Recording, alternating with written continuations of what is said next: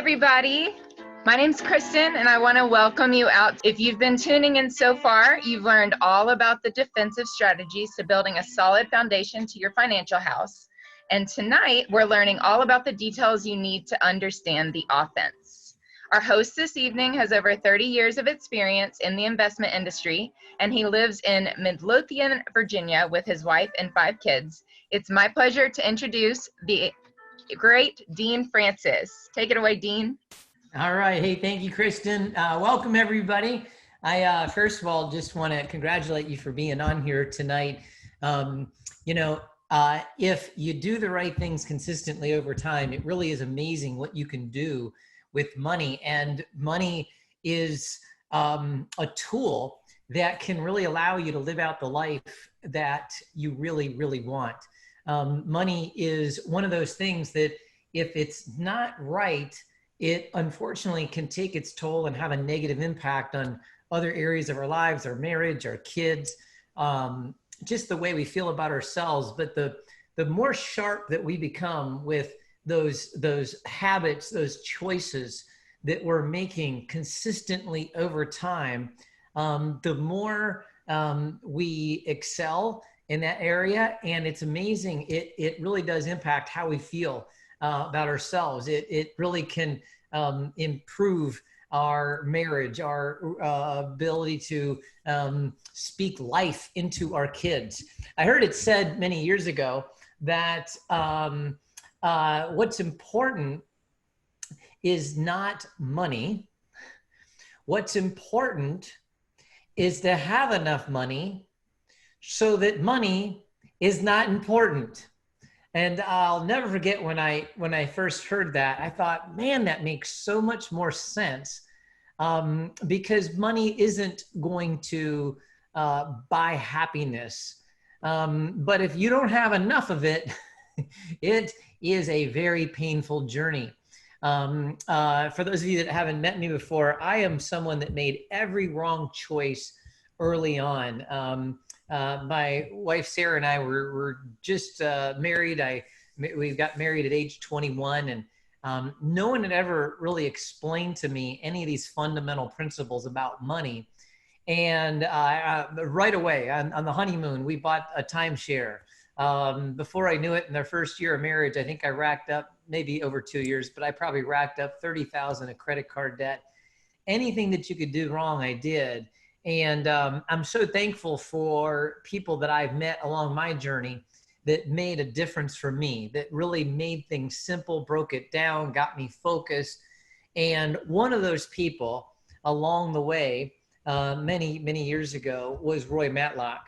Roy Matlock, if you don't know, he's the host of the Money and Business Hour out of Nashville, Tennessee. And he has had an incredible, successful career teaching people the fundamentals about money. He's got a way of just keeping it very simple. The truth is, he's a walking encyclopedia on the topic, and but he can break it down, make it very simple. And I am someone that learned a lot from him, but I've watched him literally have an impact, and this is probably an understatement, on tens of thousands of people nationally through teaching and coaching. And then, of course, has a very, very large client base of people that he has served for probably close to 34 years. And so he's also a great friend. And so I'm just, it's my honor to be here with you all here tonight, and also my honor to introduce Roy Matlock. All right. Thank you, Dean. And yeah, Dean and I go back a long ways. I got started in this business when helping people with their money when I was 23 years old, and I'm getting ready to be, my goodness, next month. You know how they say once you're 59 and a half, you can take your money out of your IRA without penalty?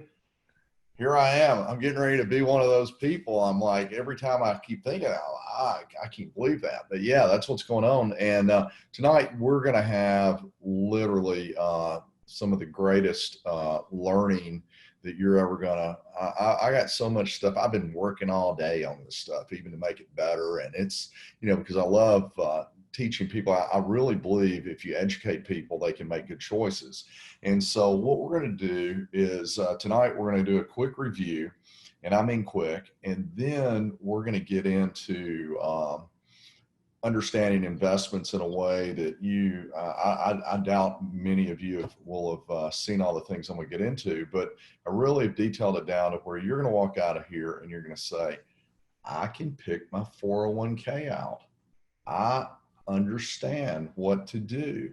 I'm learning how to do this. Now you may still, you're still going to want to get some help, but you're not going to walk in there asking your buddy, where'd you put your money? And he has no idea. And you know what I'm saying? Or you put it across. So anyway, so we're going to talk through that. But, and then I always like to break it down slow. I'm from Nashville. And so I talk slow. I remember many, many years ago, they were going to do a pilot. And for some of you, Dave Ramsey and I we started a radio show here in Nashville, never been on the radio. And it became very popular right off the bat. And we had a television show company come to us and they wanted to have us on TV. And they kept saying, stop saying W. It's double U. And this lady said, it'll never make it. Double U. Write it out. Double and a U. And we're like, oh, okay, that's a W. Okay, all right. So that's how that thing started out. But the point being is this slow talking is going to maybe either lull you into learning, all right, or maybe put you to sleep. But anyway, we're going to talk about creating offense. So we go through 5 stages. All right, 5 stages. We accumulate money. We think about that. We protect it. Protect, manage, and accumulate when you're young. When you retire, it's all about protection. It's protecting against market volatility, protecting against running out of money, those kind of things. And so when you go through and you start looking at, and then finally you want to pass it on to your children and that kind of thing. So what we do is we go in a protection mode in a lot of it. And then we have this saving for the future where we're out there running and gunning and we get on the offense. And so these are the pieces that we go through. If you just are tuning in right now, we roll this, there's 12 classes. And we have already, we're at this understanding investment stuff. We went through a lot of these other things. Don't feel bad if you ask the person that gave you this link. They can also send you some replay links on getting you caught up, or you can just stick with us every week and make it happen. So we'll be getting into tonight in understanding investments, and we're going to college plans, savings, all this kind of stuff. So anyway, and so the key is you want to get you a financial plan. And the first step is we talk about a FIN number. That's the amount of money you need to save and accumulate so that one day you can live off of it. It's called do nothing money. And what you want to ask yourself right now, if I do nothing right now, how much money will I make? Well, you know, that sounds like a weird thing, but you know, 50% of America right now, if they do nothing, they make nothing. All right. But one day you need to be in a position where you can do nothing. All right. I know my mother's 96 years old, and we started when I first got in the business. They were retiring. I've been doing this almost 36 years. Well, actually 36 years. And so my mom and dad were 60.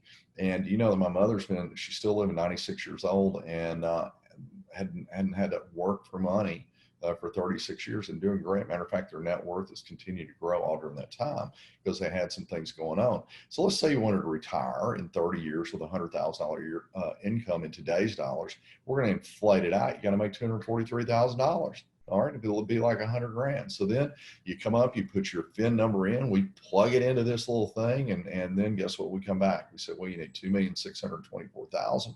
If you get this certain rate and $1,421 a month at 9%, you get your number. Okay. So now you have a plan. So what you do, you find out how the plan works. Well, one of the things you need to know is that the seed you sow today will be your harvest tomorrow. We know that. Okay. I mean, we got to put it in the ground. And so what you have to be thinking about is always investing. And so there's 3 things to become financially independent: time, money, and rate of return. So if you have a lot of time, you don't need that much money. All right. You don't even need as big a rate of return. But if you have a shortage of time, okay, or maybe you have a lot of money and a shortage of time or a high rate of return, so what happens is you start plugging this in. You say time, rate of return, and money. How much do I have? Well, if I wait and I don't have a lot of time, I got to have more money. If I get a low rate of return, then I need to have a lot of time. But the bottom line is the best thing would be, let's have as much time as we can. When's the best time to start? Today or yesterday or 10 years from now. Let's put as much as we can away and get the best rate of return we can, which will allow us to be able to do nothing quicker, right? How about that? And so you want to ask your rep to do this financial needs analysis. We've talked about it.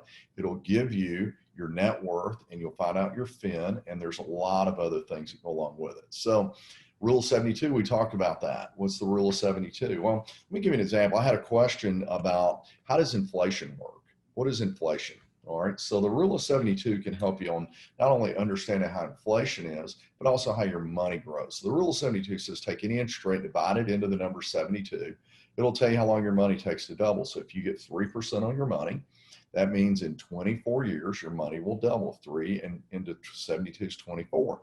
Now, that also means if we have 3% inflation, $10,000 today, 24 years from now will cost 20, or a $10,000 car today will be a $20,000 car. And by 48 years into it, it's going to be 40,000. Now, why is this a big deal? Everybody's got 48 years. The money that when we leave this earth, we got kids, they got kids, all. So it's always going to be, there's always 48 years out there. So that's what happens at 3%. That's what happens with inflation. All you got to do is look back in time. You'll see how that works. Now, if you got 6%, I was positive when I first saw this, I would double my money. All right. But here's what happens. I don't double my money. All right. I double my money every 12 years rather than 24. So look what happens. Now it goes to 160. Now, if I were able to get 12%, look what would happen. It would go and it would double every 6 years. It'd be 2,560,000. So I got a question for you. You have 3 people. They started out, they've had their money sitting there. They're getting ready to retire. They're about retired. And one of them has got $40,000. And of course, if you've been investing $40,000 for 48 years, or at 3% for 48 years, you're probably still going to do that. So that means 3% of 40,000, you get $100 a month. All right. I think about $100 a month. Now at 12%, you got 2,560,000. And so I would say you'd probably do the same thing. Just keep doing what you've been doing. And that's 2,500 or 25,600 a month. Okay, so let's see, 25,600 versus 100. That's 256 times more money at retirement. How about that? So if I'm living next to you and you say, well, how much money are you making? I'm doing pretty good. I'm making 256 times more than you, right? How much? What if you had a 256 times pay raise over your neighbor? I mean, yeah, you probably won't be a neighbor anymore, right? So what we do is we show people how to move from low rates to high rates. Next thing you need to do is you need to be paying yourself first. If you make a dollar, save a dime. Here's an example of $1,000 a month savings. You say, well, $1,000 a month. How do I save $1,000 a month? Easy. Get a part-time job. If you need to, you can drive Uber and do that. All right. And you go out there and you do that from starting at age 25, you have 4 million. You wait 1 year and the compounding didn't have cost you $400,000. You wait 5 years, it cost you $1,700,000. When people start worrying about it, you waited 15 years, that $1,000 a month cost you $3.5 million. And so the second thing is you got to remember it's the time, rate of return. All right. And then the last thing is you got to learn how to bypass the middleman. Now, the middleman is places like banks. So I'll give you another example about the way banks make money. You go into the bank, you loan them $100. You say, well, what do you mean loaning them? What we do, we reach in our pocket, we walk in and we make a deposit. So we loan it. We ask them to quote the 2 things that we're thinking.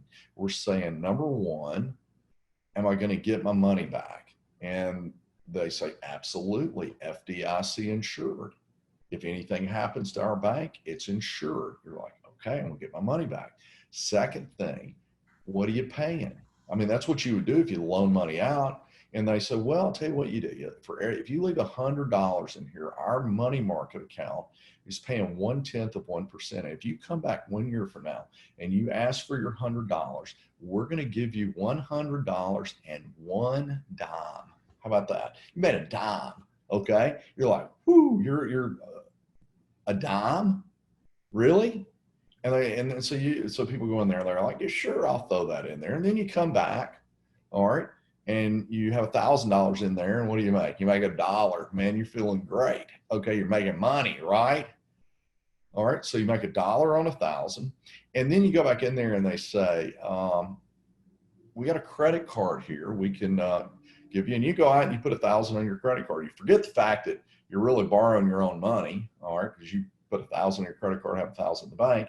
And they say, and you're like, now you're borrowing from them, and they charge you $180, 18%. They borrowed your money for $1, loaned it right back to you for $180, a $179 profit. It's pretty good, right? Y'all agree with that? I would rather what? Own the bank. How many of y'all would agree with that? If you're out there, you can, do that, do whatever it is. Yes, you would rather own the bank. Or you might want to own a casino. We go to Vegas and we say, well, I'm only going to lose this much money. So we determine how much money we're going to lose before we leave, right? Wouldn't you rather own the casino, okay, than loan your money? I want to own is what I want to do. So what we do is we bypass the middleman, go and own those things. But the problem is we don't know what to own. And that's what a mutual fund will do. It's called professional money management. And so we're given the basic. It's an opportunity for you together with many other investors to pool your money. So individual investors throw their money in a pool. They have a manager in there, one of these guys that knows how to pick funds and stocks and stuff like that. I'm going to tell you about some experience on that a little bit later. And they put in the global economy, and they own ththings like Zoom stock that we're watching right now that we, now it's a household word. Before the pandemic, nobody even knew they'd heard of it, but now it's just, hey, we Zoom people, right? That's what we do. And so why do you buy mutual funds? Well, you get professional money management, you get diversification. They're going to put it across everything. You got the ability to grow your money. You can start it for $50 a month. How about that? All right. So you can go, anybody can do it. I'll never forget when I opened my first mutual fund. It was in like 1985. And little did I know that when I put that first $50 in, it changed my life. How about that? Changed it. Changed everything, because then I had it pulled out automatically and so on. And I've been doing that forever. Just keep putting money in. It keeps growing. I get a statement. I'm like, this is cool. And then number 5, it's liquid. Mutual funds, you can get your money back if you need it for whatever reason. Okay. Mutual funds make money 3 ways. They pay dividends. I'm going to show you what that means. They have capital gains. That's when they sell a company and they make a profit on it. And then they have some of them they just hold on to, and they have capital appreciation. So, Dino, back to you. Hey, well, first of all, Roy, I gotta say, I know you're doing a review for everybody tonight, but you just proved that you can talk fast. Yeah. Okay? I mean, I got a lot of good stuff coming. It really is. It really is. And I'm excited to hear you talk about understanding investments tonight, because you're so good at it. But I just want to stop and just say, I never stop getting excited about those compound interest examples. I mean, when you show the rule of 72 and you show what happens when you really put money away, it's really, it's unbelievable. And I think, I'm going to pass on something to everybody that, I have found to be some of the greatest advice. Let me just tell you what Roy just said. Okay. Number 1, how soon, if you're a younger person, you're just kind of getting started, how soon can you get to a point where you're putting away $1,000 a month? I know that when I first heard that many, many years ago, I just thought, from where I was coming from, that just seemed like a lot of money. But the reality is, if you focus on it and you're careful with expenses, you pay off your debt, you do the right things, you make more money. It's for, I think, everybody, that's part of the process. The number 1 wealth building tool we all have is the ability to earn income. We live in America. But I think the idea is, as you grow your income, you've got to make it a priority that you're going to put that money away. There's something magical that starts happening when you start putting away over $1,000 a month. I mean, it just, first of all, you feel really good about yourself, but it really starts to add up. In fact, I heard one of the best pieces of advice. If you said, Dean, if I could only give one piece of advice, what would it be? Well, I heard it from a man who got very wealthy many, many years ago. And he passed this on. I heard him speak one time, and he said, I would work as hard as I possibly could. This is what he recommended to people, to get $100,000 invested as soon as you can in your life. he said, what happens is once you get that first $100,000 kind of put away, there's that compounding effect that takes place now the rest of your life. And you're able to achieve things that are amazing. And you don't have to be making $500,000 a year to do these kind of things. You just have to be very focused with what you're doing with your money. Certainly, I'm also a big one on giving. I mean, make sure you're giving along the way. I know some people are like, man, I don't know, I don't want money to own me. Well, just, you know what, make sure you do some giving along the way. It always helps you, feel like, hey, money doesn't own me, I own money. And that can be a positive, but set that goal if you haven't done it yet to get that $1,000 a month. How soon can you get to that? And certainly if you're already doing that, hopefully, get to that $100,000, let the compounding of interest go to work for you. And so then, the other part is, of course, making sure you're investing in the right way, which Roy's going to get into tonight. So, all right, Roy, back to you.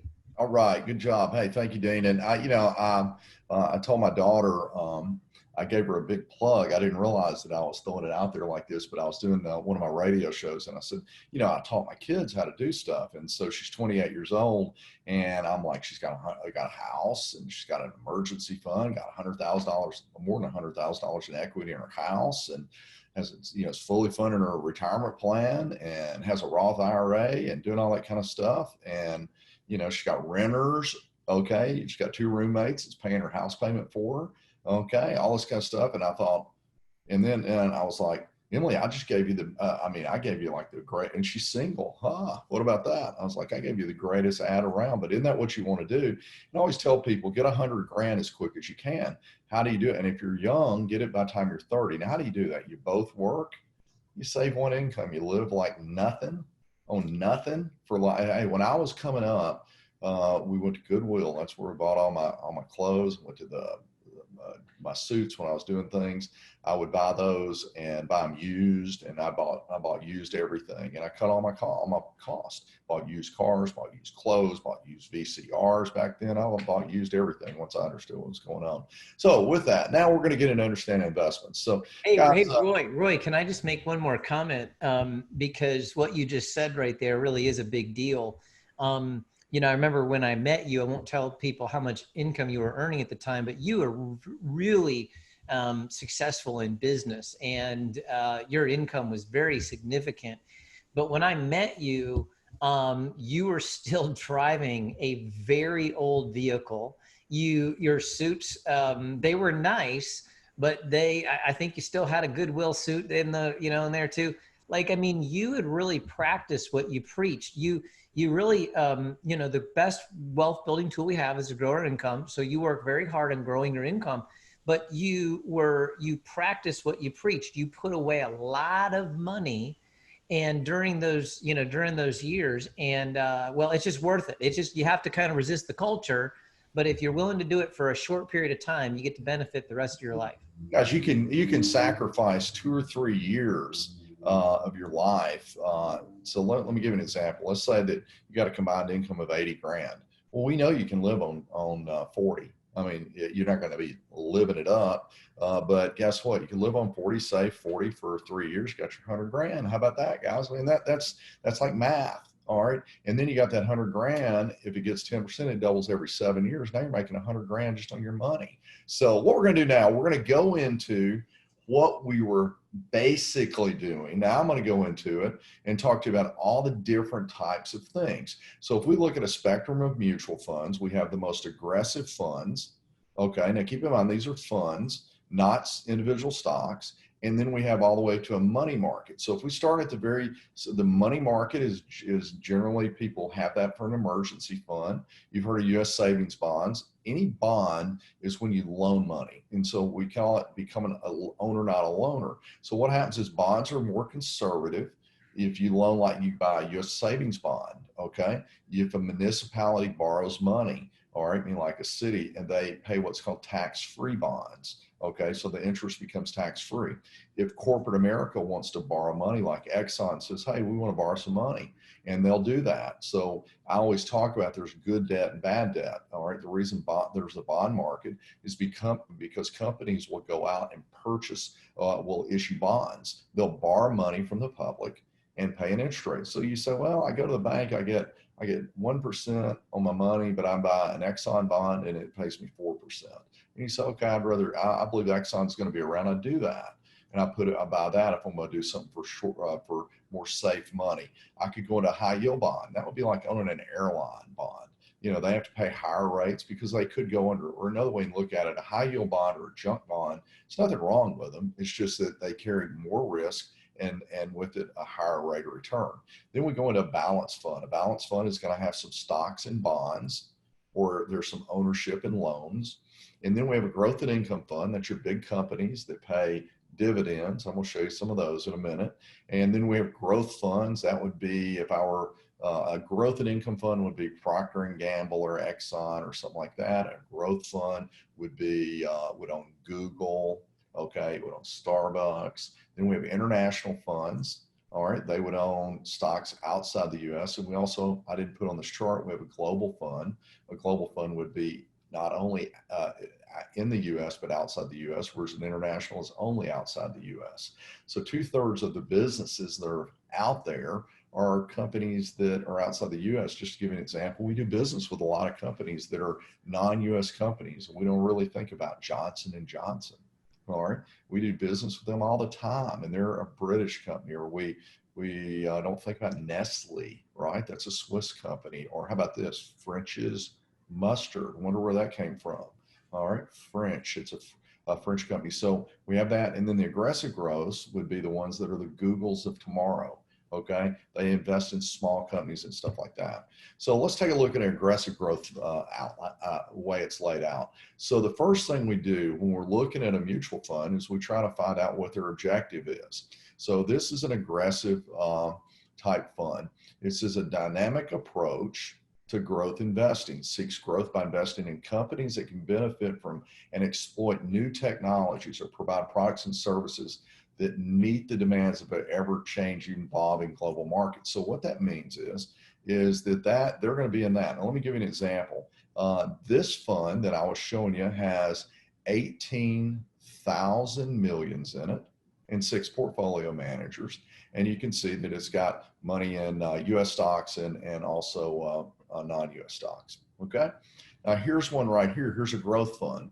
Growth fund focuses on well-managed U.S. companies of any size with sound fundamentals that have long-term growth records and attractive future growth potential. So if you own this fund, 84% the asset mix is U.S. They've got 5.8% in non-U.S. And just to kind of give you a little idea, if you own a U.S. company, it doesn't mean it's only making money in the U.S. For instance, I'm using an Apple computer and I have an Apple phone, so Apple's a U.S. company making money all over the world. All right. And so then they have a little bit of money sitting there, and you can see this one has had a 10-year return of 12%. Okay. Now let's take a look at another one. Here's a growth and income fund. Okay. It says a disciplined approach to growth and income investing uses strict eligibility criteria to screen companies from a broad array of industries, strong balance sheets, and consistent dividends. So what does a growth and income fund have? Has a dividend. If you look down here right now, it says 1.85, I don't know if you can see my thing there, percent 30-day yield. What that means is that if you put money in a growth and income fund, the dividend alone, every quarter it'll pay, and you're going to get 1.85% if the fund does not grow. It just sits there, no growth in the fund. It's strictly the dividends itself. And so you can see this one has had a 11.4% 10-year return. So what happens is, and to give you an idea how big it is, this one fund has 101,000 millions in it. Okay, 101,000 million. So what that means is there's people from everywhere, okay, putting that money in there, and then they have that. Then we have global growth. And this one, you can see U.S. equities in the asset mix right here. It says 45% U.S., 46% non-U.S. Remember, I said a global fund. So a global fund does what? And this is a global fund that invests in small companies, a pioneer in global small cap investing. Small caps are aggressive. So what we're doing is they're looking for smaller companies of capitalization up to 6 billion, which is still big, but in the stream of things, it's not Amazon. But this one fund has 16 portfolio managers. Look at that. 16 different people that are managing it. So let me give you a little story about a portfolio manager. So I've had people ask me, and they say, well, should I own some individual stocks? And I always tell them, yeah, if you want to lose some money, yeah, I mean that if you're really wanting to lose money bad, okay, then put a lot into some individual stocks that you're researching, because I know after being around this stuff that long term you can't outdo these guys. Now short term you might get lucky, all right, but if you want to lose some money, I tell people to buy individual stocks. If you work for a company, no more than 10% of your money should be in your company stocks. Anyway, so a long time ago, I'll tell you how long ago it was. I was checking in my hotel room and sit down in front of the TV, and O.J. Simpson was pulling in to the courthouse in downtown Los Angeles, and I was sitting I was in a hotel room, and I looked out the window and I got to see O.J. pulling in. So that's been a long time ago, 20-some, I don't know how many years ago, long time. And I sit in one of these mutual fund companies, and they were talking about how they choose companies. That's what these portfolio managers do. And so they said, first off, they brought in a portfolio manager or an analyst. And what the analysts do, they do all the legwork, then they give all the information to the portfolio managers. So they had this analyst in there, and he analyzed companies that are drug companies. That was his job. He was a pharmaceutical analyst. So when they introduced him, they said, well, let me give you his background. He's a medical doctor to start with. So he became a medical doctor. Then he went and got his MBA from a big school. So now he's got his master's degree in business, and he's a doctor. So I would have to think he's a pretty smart cookie. What do y'all think? Pretty smart. So then he said, let me explain how we go about just making a decision whether we invest in a certain drug stock. He said, the first thing we do is we go meet with the CEO and all the C-level employees that are running the company. After we meet them, we go out and talk with some of the employees that are working there to get kind of, their culture and see what's going on. We then go over to research and development and check out what they got cooking. He said, then after that, we take those drugs that they're selling and we go to the doctors' conventions and we talk to the doctors, all right, and ask them what they're prescribing. And then we go check in on some patients and get some opinions of patients who took those drugs, how they're responding to the treatment. Then we take every single company and we rank them A, B, C, D, and E. And he said, we put the money in the ones that we want. And then before we do that, we call to our office up in DC just to get the overall feel in the political environment before we invest money in any of these companies. And we do this over and over and over again. How about that? And when we do that, we generally have no more than 3 to 5% of your money in any one company. How about that? All right. So that's how they do it. Here's an international. They invest outside the U.S. It's 2.4% is in the U.S. The rest is all outside the U.S. We have a balanced fund that's going to be stocks and bonds. If you look, it says 51% U.S. equities, 7.89, and then 28% in bonds. Okay, they get that 50%. Basically, the money is out of the market. It's got a yield of 1.67%. That means that's the quarterly dividend, and it's had a 10-year return of 9%.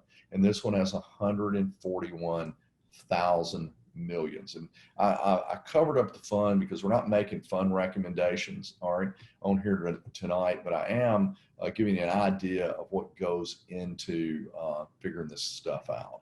And then you have bonds. Here's just one example of a corporate bond fund, total return focused strategy, seeks to generate most of its returns through income and invest 100% of its money in US dollar denominated investment grade securities. Investment grade meaning that they're AA, AAA investments, okay? There are no junk bonds in there. And they do that. You got US bonds and non-US bonds, and it's in there, okay? So it's got a 1.65% yield on it, okay? 1 year return, 9%. How about that? And so then they show the portfolio managers. And so in this case, it's showing the number of years of experience of these different managers with the fund, the number of years with this particular group, and the total number of years of investment experience. And that's one fund, 11 managers. And you can see they've got years of experience. And if one manager were to die or retire, they've got 10 others that pick up the slack. So that's how they do consistent returns. So now what we're doing is we're starting to learn about all the different places we can put it. Now, what you just saw is something that is happening to you. 70% of the population has access to a 401k. So what that means is that inside of this, you're going to have things called mutual funds and choices, and they're going to have everything from a money market account all the way up to an aggressive growth. And let me tell you, give you a little stat here. If you mess it up in a 20-year time period, you mess it up by 0.5%, you just don't have it in the right places. And let me tell you what the wrong places are. The wrong places are too conservative. The wrong places are too aggressive.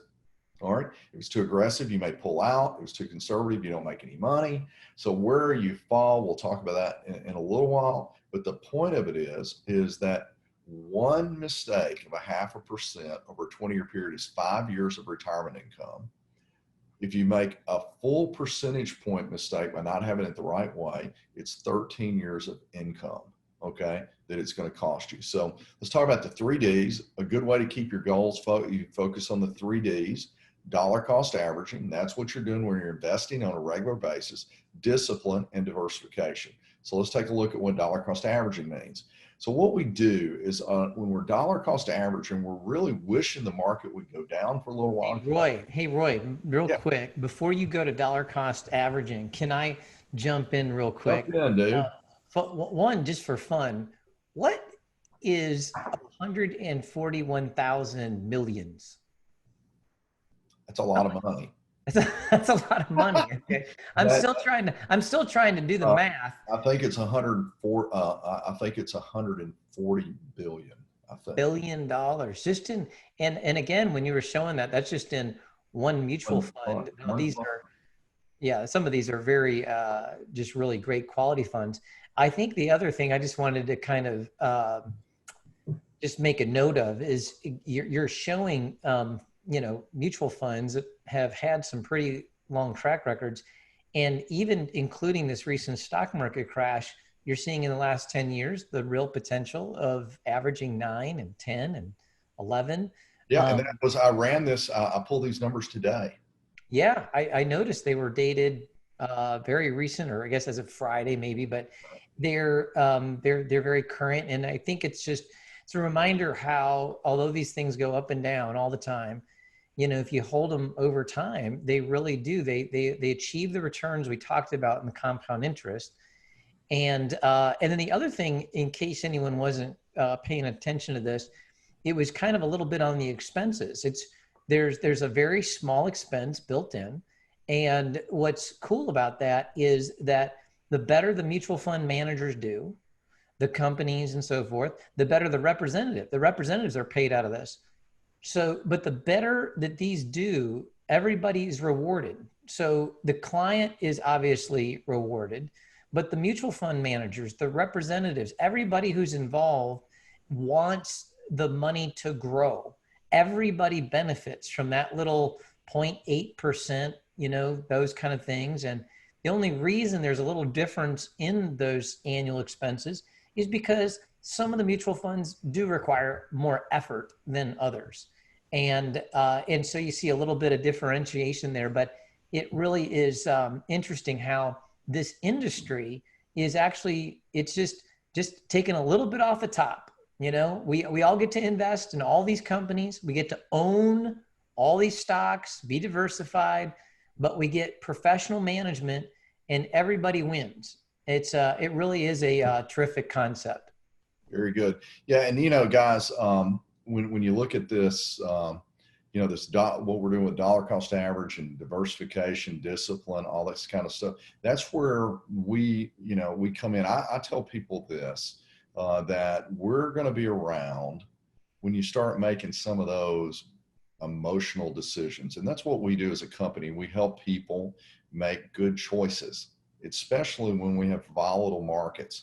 So like right now, you know, we've had some dips. If you were in your 401k, you've been buying on the dip.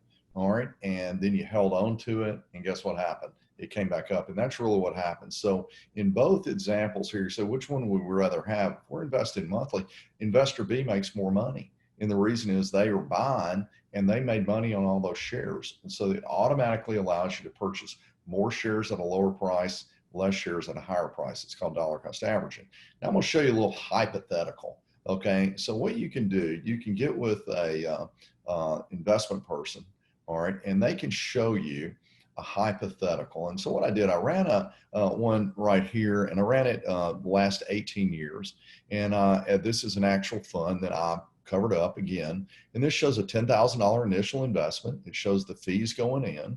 And then it shows putting $500 a month away. All right. So over that period of time. And then, so what we do, our goal is to create an income stream of do nothing money. So this thing may be a little hard to see, but I'm going to give you an example. So a $10,000 investment in 2002 and $500 a month, all the way up to 2010, total investment $57,000. Then what we did is we set up an investment withdrawal plan where you got a do nothing check. Okay. So now what happened is over the next 10 years, you were able to pull out 54,000. So you put 57 in and pulled 54 out. You think, well, what's going to end up happening? If you look over to the right-hand side at the bottom, what you're going to see is you're going to see that there's $119,000 left after pulling almost all of the amount of money that you'd put in. That's an example of the way a mutual fund works. It shows you where the dividend income came in.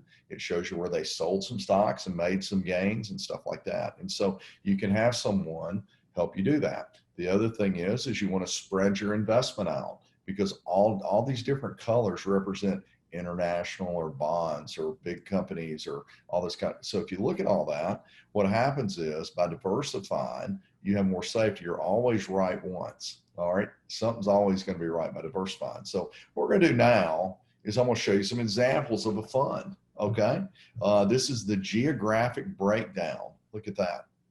All right. It's all over the world, United States, Europe, Asia, and all that kind of stuff. So it goes in there and shows that. Okay. So they put your money across all over the place.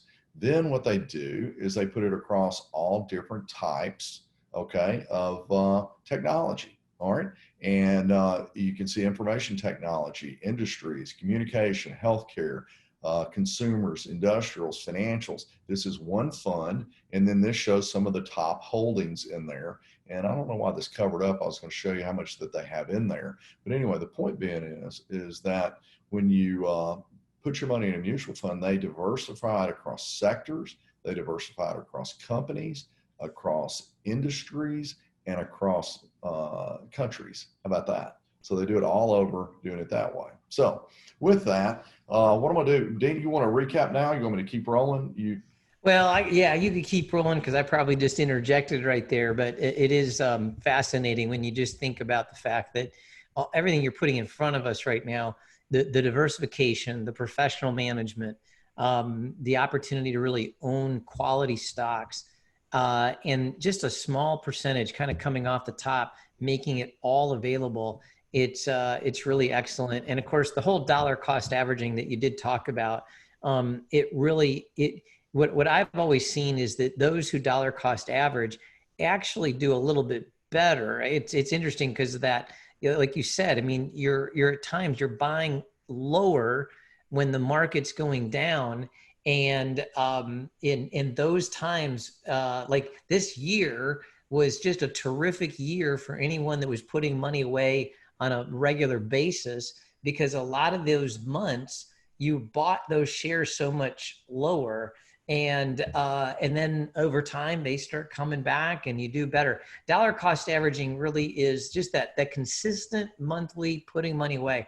It's powerful. I'd also have to say you don't notice the bumps as much too. It's kind of like, so we said today, you want to get 100,000 put away as quick as you can. The only negative to that is once you notice that you're over 100, you're going to be really disappointed when it falls back to 85 or 90, or, those bumps that kind of occur. But when you're putting in that money monthly, you don't feel those bumps as much. In fact, you ought to be excited when that market goes down because everything is on sale. So anyway, just adding in 2 cents on that. Absolutely. And we got a question. A 401k is like in Canada, it's your company sponsored retirement plan.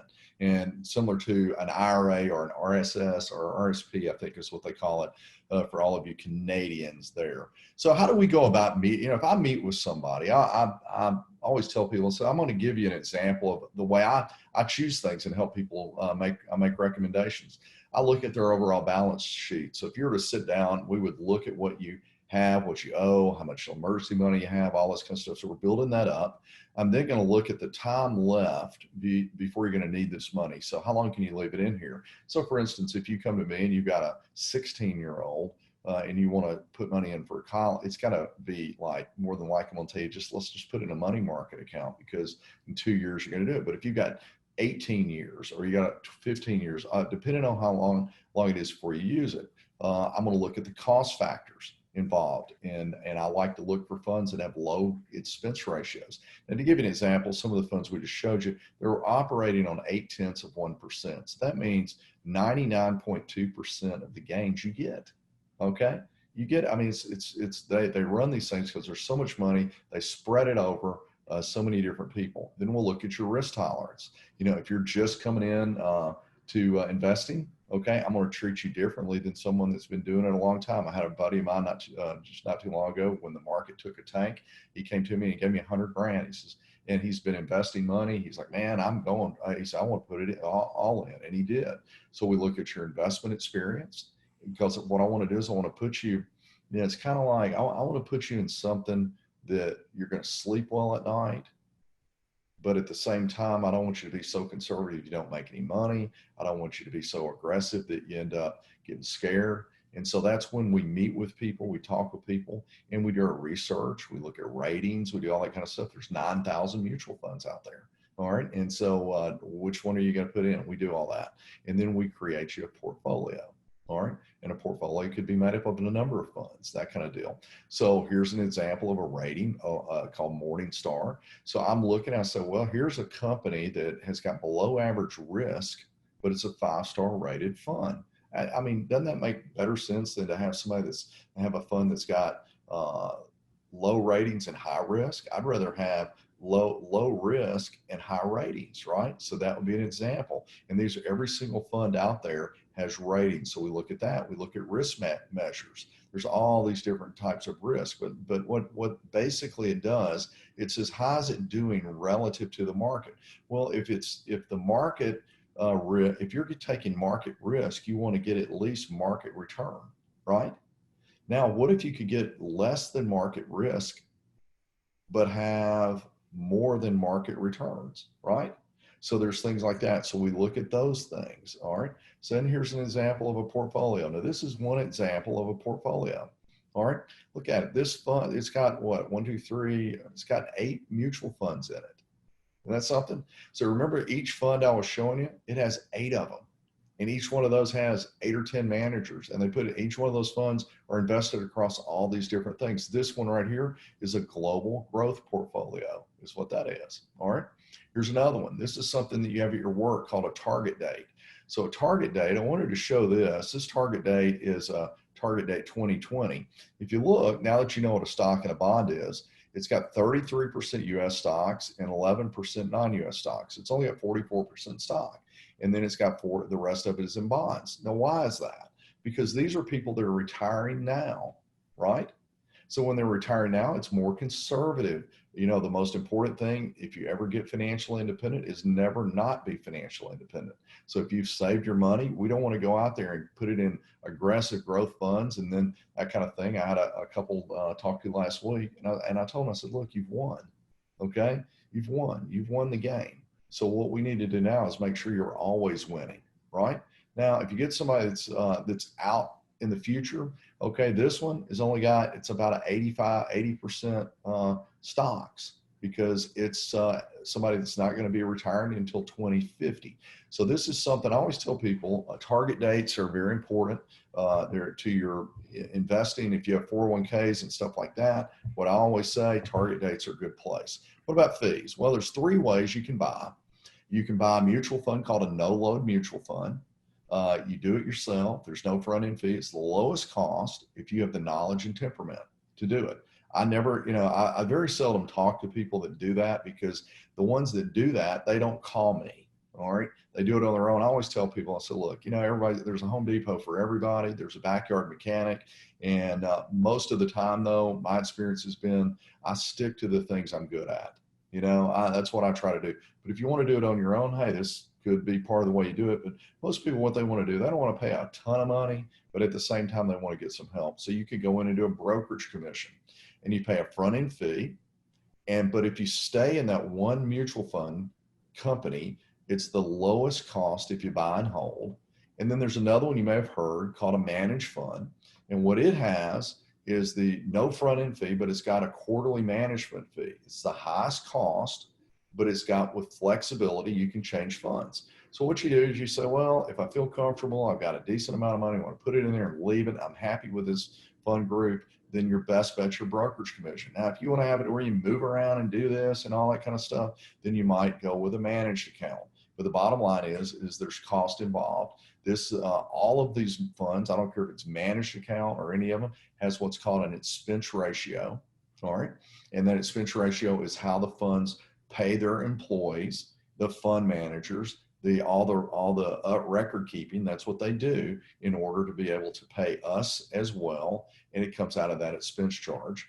And then if you buy a brokerage account, you're going to pay a fee up front. So in the case with this shows an example. If you were to buy a less than 25,000, you pay a one-time fee on a growth fund or growth type funds of 5.75%. But look, if you've got $1 million, you pay no fee up front. All right. And so what happens is all of this is laid out when you meet with someone. They'll teach you how the funds work, show you their recommendations, and you'll get to find out all the cost involved.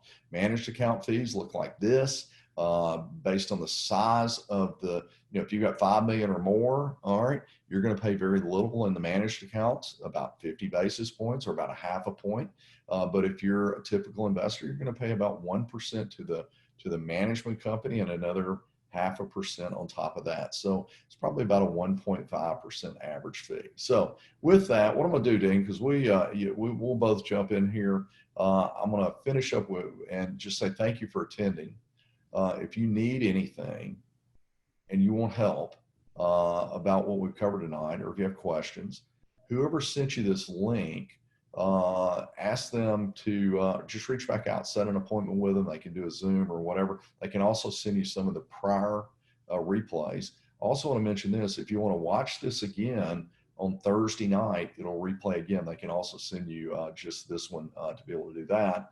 If you have a friend or family member that would benefit from the information, maybe they're at or near retirement, or they're wanting to get started, just forward that link and invite them out to one of these and pass it on to the person. We love working referrals. It gives us time to spend our time working with you, helping you with your money rather than trying to find new business. And so if you know someone, we appreciate your referrals. And then Dean and I are going to be sliding out in just a second, in a few minutes. We're going to be starting our work from home solutions. So if you're thinking like, now you say, man, I like this, I'd love to learn more, and also might want to make a career change. If the pandemic has done something, you know, to either hurt your career, eliminate your career, or you're concerned about it, this might be an option where you can get in a professional business helping people and so on. So what I'm going to do, Dean, it's all yours. Finish up anything you got. And guys, thanks for coming out. We have, let's see if there's a Q&A here. Is there anything here that ask if you can explain beta. I'll make a quick beta. What is beta? The stock market, the U.S. stock market has the S&P 500 has a volatility of 1.0. What that means is that if you have a beta of 1.0 and you have an investment that follows the stock market, the ups and downs would follow the market. So you have a 1.0 beta.